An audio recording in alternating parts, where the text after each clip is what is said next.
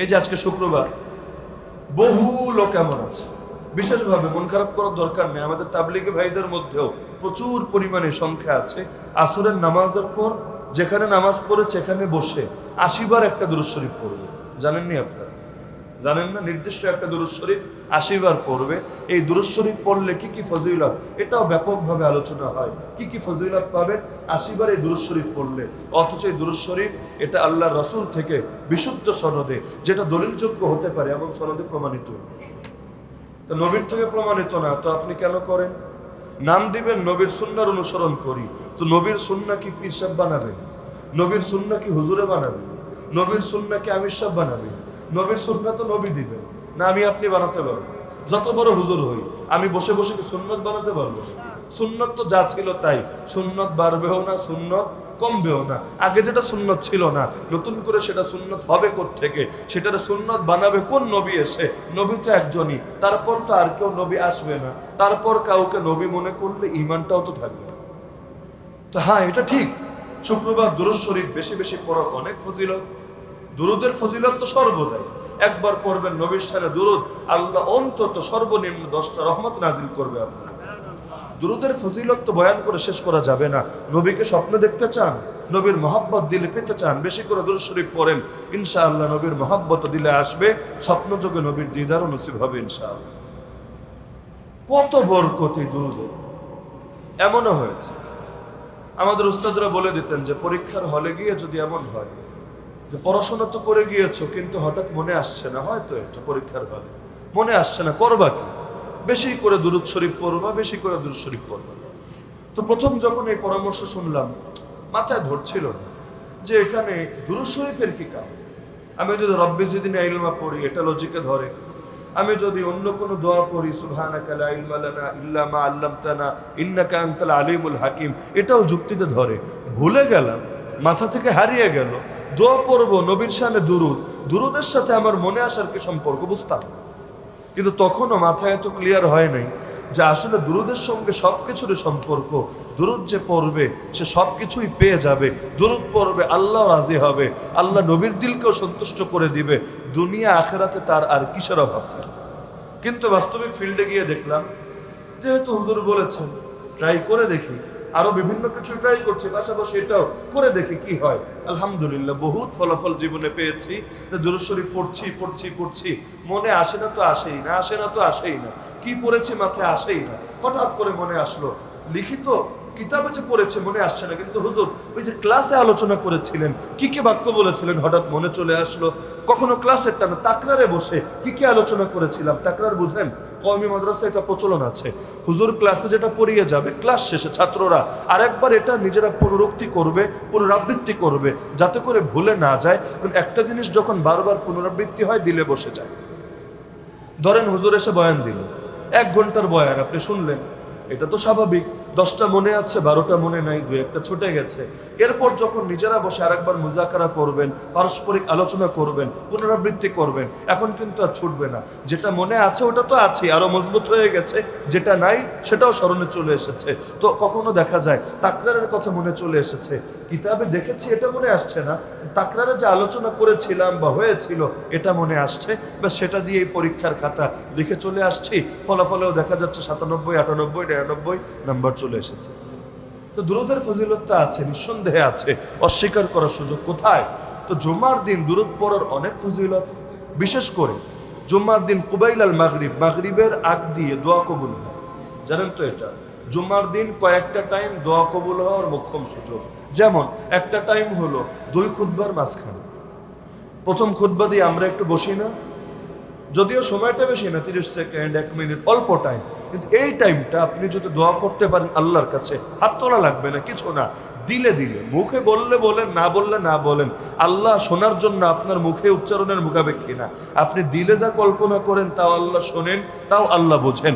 আপনি আপনার মনের যে দোয়াগুলো আছে, বিশেষ যে চাহিদাগুলো আছে, ধরেন আপনার বিশেষ চাহিদা আপনার মেয়েটার তাড়াতাড়ি বিয়ে হোক, যে ছেলে দেখে গিয়েছে এর সঙ্গে কথাবার্তা পোক্ত হোক। আপনার মনের চাহিদা 2 দিন পর ফলাফল দিবে, ফলাফলটা ভালো আসুক। আপনার মনের চাহিদা মসজিদের কাজ চলছে, কাজটা দ্রুত এবং সুন্দরভাবে সম্পন্ন হোক। আপনার দিলে চাহিদা যে আমি পড়ালেখা করছি, পড়ালেখায় ভালো ভালো একটা পজিশনে আমি আসি, ভালো ফলাফল করি। যার যে চাহিদা, চাহিদা তো সবার এক না, প্রত্যেকের চাহিদা সম্পর্কে সে নিজে অবগত। 2 খুতবার মাঝখানে একটু কল্পনা করেন, একটু স্মরণ করেন, আল্লাহ তাআলা আপনার দোয়া কবুল করেন। করেন তো দোয়া নাকি? 2 খুতবার মাঝখানে নিয়মিত দোয়া করবেন, আমল বানিয়ে ফেলবেন। হাত তোলা জরুরি না, কিন্তু দিলে দিলে স্মরণ করেন, মুখে উচ্চারণ করেন, আল্লাহরে বলেন। আবার এইটারও সম্মিলিত মোনাজাতের রূপ দিয়ে দিয়েন না। বাংলাদেশে পরামর্শ দেওয়া মুশকিল, কোনো একটা দিলে এটারে আবার এমনভাবে ধরে যে ধরলে বেশি ধরে, আর ছাড়লে আবার এমন ছাড়া ছাড়ে, ওইটার নামগন্ধও বাকি নেই। যেখানে আমল হয় না, মোড়েও হয় না, আর যেখানে হয় এত বেশি হওয়া হয় যে ওইটারে আর সীমার মধ্যে রাখে না, সীমারে ছাড়াইয়া চলে যায়। তো এখন 2 খুতবার মাঝখানে দোয়া কবুল হয়। আর একটা দোয়া কবুলের মোক্ষম সময় হলো মাগরিবের আগে। আমাদের মাদ্রাসাগুলোতে গেলেও দেখবেন আলহামদুলিল্লাহ, আপনি জুমার দিন যান, যে কোনো দিন গেলেও পাবেন, জুমার দিন বিশেষভাবে পাবেন। মাগরিবের 15 মিনিট আগে যান, 10 মিনিট আগে যান। একটা ছাত্রকেও পাবেন না মাঠে, একটা ছাত্রকেও পাবেন না বাথরুমে, একটা ছাত্রকেও পাবেন না বাইরের কোনো কাজে। দেখবেন সবাই নামাজের জায়গায় বসে আল্লাহর কাছে একান্তে নিজের প্রয়োজনগুলো তুলে ধরছে, শেষ বলছে, আল্লাহ শুনছেন। মাঝখানে দুনিয়ার কেউ সাক্ষী থাকছে না, সাক্ষীর প্রয়োজনও নাই, আল্লাহর সঙ্গে তার মহব্বত শেয়ার হচ্ছে। তো এটা আমরাও চালু করতে পারি, প্রত্যেকে চালু করা দরকার। সেটা মসজিদে বসেই করি, বাসায় বসেও করি। সবার বাসার পরিবেশটা ভালো না, এটাই বাস্তব কথা। আমাদের দেশের সবার বাসার পরিবেশ ভালো না। আমরা যদি বলি যে সুন্নত নামাজ বাসায় পড়া উত্তম, ফরজ মসজিদে পড়া উত্তম, 1000 লোক না, লাখ না, কোটি লোক এমন থাকবে আর সুন্নতি পড়বে। কারণ বাসার যে পরিবেশ, গুনার পরিবেশ, ফিতনার পরিবেশ, রুমের মধ্যে টিভি, রুমের মধ্যে সর্বদা হাউ কাউ চিল্লা চিল্লি, তো ওখানে বসে ইবাদত করার পরিবেশ থাকে না, ইবাদত করলেও মন বসে। তো আপনার বাসায় আপনি বোঝেন যে আমি দোয়া করলে দোয়ার পরিবেশ পাবো না, দোয়ার জন্য একাগ্রতা শর্ত। গাফলতি নিয়ে দোয়া করলে ওই দোয়া কবুল হবে না, দোয়ার জন্য একাগ্র দিল লাগবে। এখন একাগ্রতার জন্য তো নিরিবিলি পরিবেশ লাগবে, এই পরিবেশ তো পেতে হবে। তো ঘরে পান না, মসজিদে চলে আসেন। প্রয়োজন আলোটা একটু কমিয়ে দেন, যাতে মনোযোগটা ভালো আসে, নজর খালি এদিক ওদিক ঘোরাফেরা না করে, কে আসলো কে গেল, ঘড়িতে কয়টা বাজলো, মুয়াজ্জিন সাহেব কি করলো, মাইক চালু দিল না মাইক বন্ধ করলো, নজর যাতে ছোটাছুটি না করে। প্রয়োজন আলো একটু কমিয়ে দেন, একান্তে আল্লাহর কাছে দোয়া করেন। বাকি সারা সপ্তাহ না পারেন, অন্তত শুক্রবার দিনটা করেন। পারা যাবে না ইনশাআল্লাহ? 5 মিনিট আগে আসেন, পারলে 10 মিনিট আগে আসেন। এই 5-10 মিনিট আল্লাহর সময় দেন। প্রথমে একটু সামান্য একটু ইবাদত করেন। কি ইবাদত করার কিছু না জানলে সূরা ফাতিহা পড়েন, এর চাইতে উত্তম প্রশংসা কি হবে? এরপর হাত তুলে কেঁদে কেঁদে দোয়া করেন। আপনার 1 ফোঁটা পানি যদি সেই কান্নায় ঝরাতে পারেন, জাহান্নামের আগুন হারাম হয়ে যাবে আপনার।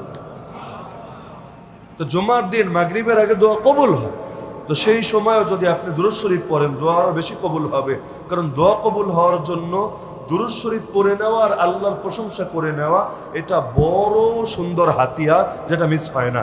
জানাজার নামাজে আপনারা দোয়া কেমনে করেন দেখেন। প্রথম তাকবীরের পর আল্লাহর প্রশংসা করেন, দ্বিতীয় তাকবীরের পর নবীর শানে দুরূদ পড়েন, তৃতীয় তাকবীরের পর করেন কি? দোয়া করেন। দোয়াটা কিন্তু মূল মাকসাদ, কিন্তু দোয়া যাতে কবুল হয় এজন্য আগে 2টা কাম করেছেন। 1 নম্বরে করেছেন আল্লাহর প্রশংসা, 2 নম্বরে পড়েছেন নবীর শানে দুরূদ। এমনকি জানাজার নামাজে আল্লাহর প্রশংসা কি দিয়ে করবেন? যেই সানা পড়ে আপনারা করেন সেটা পড়লেও হয়ে যাবে। আবার কেউ যদি প্রশংসা হিসাবে, কেরাত হিসাবে না, প্রশংসা হিসাবে সূরা ফাতিহা পড়ে, তারটাও হয়ে যাবে। প্রশংসা হিসাবে, কেরাত না, দুটো কিন্তু ভিন্ন। কেরাত হলে বাকি কেরাত কই? ফাতিহার পরে কেরাত আরও লাগে না? নাকি শুধু ফাতিহা দিয়ে নামাজ পড়েন? তো ফাতিহার মধ্যে প্রশংসা নাই? আলহামদুলিল্লাহ প্রশংসা না? সুবহানাকাল্লাহুম্মা ওয়া বিহামদিকা, এই হামদ মানে প্রশংসা। যেখানে দেখবেন হামদ বুঝবেন এটা প্রশংসার বাক্য। সুবহানাল্লাহি ওয়া বিহামদিহি সুবহানাল্লাহিল আযীম।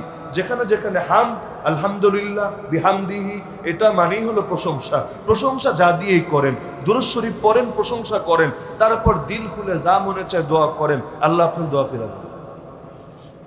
তো এখন জুমার দিন বেশি বেশি দুরূদ শরীফ পড়া, এটা কি ভালো না খারাপ? উত্তম না খারাপ জিনিস? নিঃসন্দেহ উত্তম, কোনো সন্দেহ নাই। কিন্তু কোনো এক দুরূদ শরীফরা যদি মার্কামারা বানায় দিতে চায়, এই দুরূদই পড়তে হবে, তাও এমন দুরূদ যেটা নবী বলে নাই, আল্লাহ শিখায় নাই, তাহলে এটা যৌক্তিক হবে না, এটা উত্তম হবে না। আপনি 80 বার না 800 বার দুরূদ শরীফ পড়েন। কেন 81 বার পড়লে গুনাহ হবে? 79 বার পড়লে কি আপনি বরবাদ হয়ে যাবেন?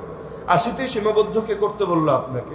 100 বার পড়েন, 500 বার পড়েন, যেদিন যেই পরিমাণ সময় ওই পরিমাণ পড়েন। একদিন ব্যস্ততা বেশি, একটু কম পড়েন, আর একদিন ফ্রি টাইম আছে, 80 বার পরে ঘোড়ার ঘাস কাটবেন, এই দিন 800 বার পড়েন প্রয়োজনে। তো সীমাবদ্ধ করার দরকারটা কি? আরে জগতে নিজের বেলায় তো সীমাবদ্ধ করি না। আমার টেহা লাগবো, কয় টেহা? তো কোটি কোটি কোটি, যত আসে তত। 1 কোটি আসলে 2 কোটি লাগবে, 2 কোটি আসলে 10 কোটি লাগবে। দুনিয়ায় খালি আরো চাই, আরো চাই, আরো চাই। আর আল্লাহর ইবাদত আসলে এত করার সময় নেই। তখন সীমাবদ্ধ করে দিতে হবে। সকালে এই কয়বার আল্লাহরে ডাকলো, এর চাইতে বেশি ডাকলে আমার কবিরা গুনাহ হয়ে যাইব। ভাবটা এমন। সন্ধ্যায় এই কয়বারই আমার ডাকতে হইব, একবার বাড়ানো যাইব না তাইলে শেষ, একবার কমানো যাবে না তাইলেও হালাক হয়ে যাব। কেন? ওয়াযাকিরিনাল্লাহ কাসীরা ওয়াযাকিরাত। জিকিরের ব্যাপারে আল্লাহর ব্যবহৃত শব্দ হলো কাসীর। বেশি করবা, বেশি বেশি বেশি। কত বেশি? কত বেশি? রাইসুল মুফাসসিরিন আব্দুল্লাহ বিন আব্বাস রাদিয়াল্লাহু আনহুমা বলেন, যেটা আমাদের শাইখের মুখে বারবার শুনেছি, আর যিকরুদ দাইম, বেশি পরিমাণ জিকির মানে হলো সার্বক্ষণিক জিকির। এটার পরিমাণ না, তুমি যত বড় জান্নাত চাও তত বেশি জিকির করো।